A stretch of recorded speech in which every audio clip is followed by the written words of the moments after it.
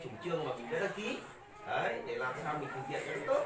Đấy là một cái quan điểm là chủ trương của Đảng, chính sách của nhà nước là rất vinh dự và rất muốn là anh em mình là luôn luôn để tạo một cái sức quy tụ trong hội lễ Giáng sinh ngày hôm nay. Đấy thì trong ngày hôm nay thì tôi cũng đến dự buổi lễ Giáng sinh ngày hôm nay của trong bản làm chim Cô Đao mình nhỉ, Cô Đao. Đấy thì tôi có một đôi lời vậy. Thì cuối cùng tôi cũng xin chúc toàn thể anh em bà con trong ngày hội Giáng sinh hôm nay luôn luôn mạnh khỏe và đoàn kết, thống nhất cao trong nội bộ và luôn luôn có một phát triển kinh tế gia đình cùng nhau để phấn đấu xóa đói giảm nghèo, tương lai là luôn luôn nhà nào có ăn có để. Tôi xin hết ý kiến.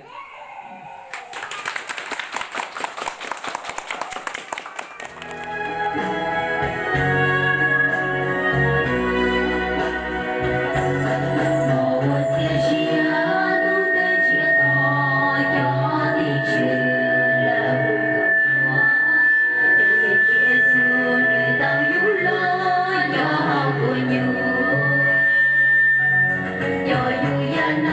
không bỏ lỡ những video